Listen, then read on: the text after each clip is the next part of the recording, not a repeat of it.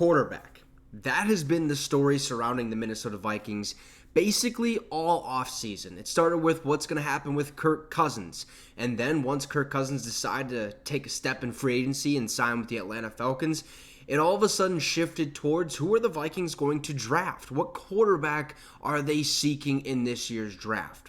Well, we signed Sam Darnold, potentially going to be a bridge quarterback for at least one season, right? Got that 1 year, $10 million deal. So now we're all just basically speculating what the Vikings might do. They trade with the Houston Texans to get another first-round pick, right? We have number 11th overall pick and the 23rd overall pick in the first round in this year's draft. As soon as that happened, everyone's like, okay, Vikings are going to bundle those picks. They're going to move up. They're going to take their guy.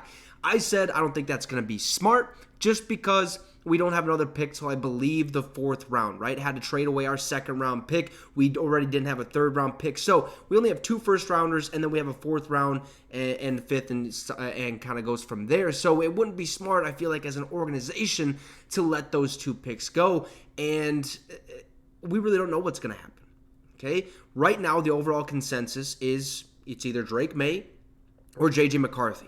A lot of people are saying J.J. McCarthy because they think the Vikings are going to bundle those first 2 overall picks up or move up in the draft to take J.J. McCarthy at 4 or at 5 and kind of go from there, right? However, things could be shifting just a little bit because one name that we've mentioned a couple of times, but not a lot because of the J.J. McCarthy and Drake May train that we're all hopped on, is Michael Penix.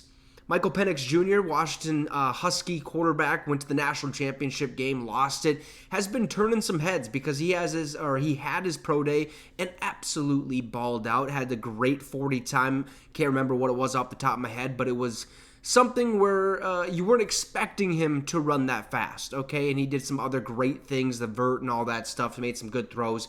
And a lot of people are saying he has the best or the most powerful arm in college football or in the NFL draft this season. And apparently the Vikings might be very interested in Michael Penix because, well, they're not only sending Kevin O'Connell and Kwesi Adofo-Mensah to his workout. No. They're sending basically the entire coaching staff. So let's get right into it. Make sure to subscribe to the channel. It'd be much, much appreciated. So, for about 3 weeks, Minnesota Vikings fans have decided that the club will probably draft North Carolina's Drake May or Michigan's J.J. McCarthy. However, the Vikings are more interested in one quarterback than fans think. While those men remain firmly in the mix to become Minnesota's next signal caller, it may be time to welcome another man into the fold, Washington's Michael Penix Jr. After McCarthy's rise into the draft's top 10 in the last 2 months, Penix Jr. felt like the odd man out. Some draft heads even sent the rookie into round 2 in various mocks. But any Penix draft theories involving round 2 are probably false. Meanwhile, the Vikings brass is evidently all in exploring Michael Penix Jr. Bleacher Report's Jordan Schultz tweeted Thursday, exactly 3 weeks away from the draft. Here's what he said. The Vikings flew out their whole staff for a private workout with Michael Penix Jr. in Seattle, including head coach Kevin O'Connell and GM Kwesi Adofo-Mensah. Sources say, I'm told Penix has a top 30 visit with the Raiders also today, who currently hold the 13th pick in the NFL draft. So there's teams that are interested in Michael Penix Jr., and the Vikings just happen to be one of them, okay? As they should be.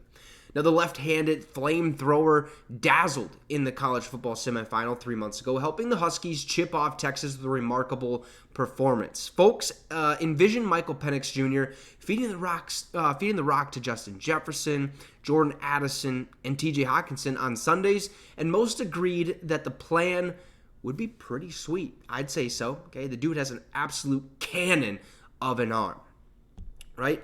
But then the national championship arrived. Penix Jr. and his Huskies collapsed, and Michigan won with J.J. McCarthy at the quarterback one helm, a man who would later take over the frontrunner status to become the Vikings' next quarterback.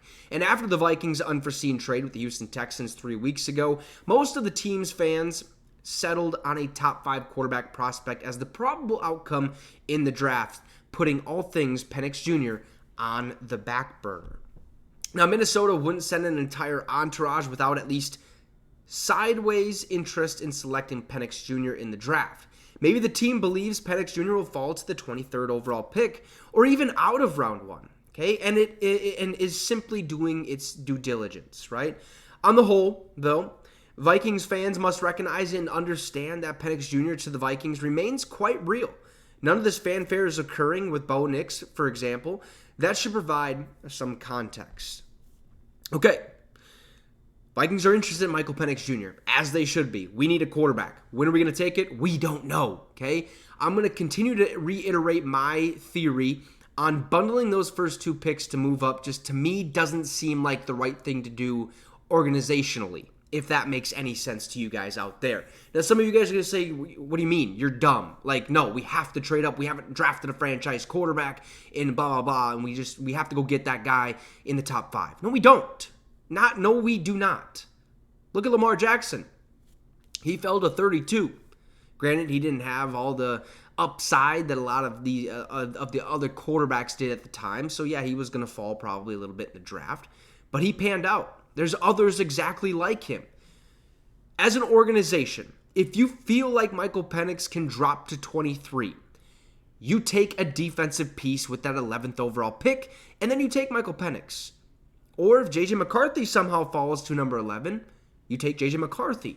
There's a lot of ways that the organization can go about selecting their franchise quarterback. But to me, and you guys don't have to agree with me, I don't care if you do, okay? The smart decision here would be to keep those 2 first-round picks, keep both of them, and find a way to kind of maneuver around all the BS, all the crap that's kind of coming out, right? At 11, if JJ's there, they really like JJ, take him. I'm okay with it. Then you take a defensive piece at 23. You have 2 first-round picks. Bada bing, bada boom. Now we wait till the 4th round. If you bundle those first two first-round picks, you're going to get a quarterback. Then what are you going to get? A defensive piece in the 4th round that there's a very, very good chance is not going to pan out. I don't know. I really don't care what the Vikings do because it's not my decision to make. But all I know is that they're going to take a franchise quarterback in that 1st round. If they bundle those first 2 picks, so be it. If they don't, so be it. I think that helps us out further on down the road in the future. So the Vikings are interested in Michael Penix. They sent basically their entire coaching staff, including the head coach and GM, to his workout and have been doing their due diligence on all the quarterbacks in this year's draft. You guys let me know your thoughts in the comment section down below. Who do you want the Vikings to draft at quarterback? Also drop a like and subscribe to the channel. It'd be much, much appreciated. Have a great rest of the night, folks, and Skol Vikes.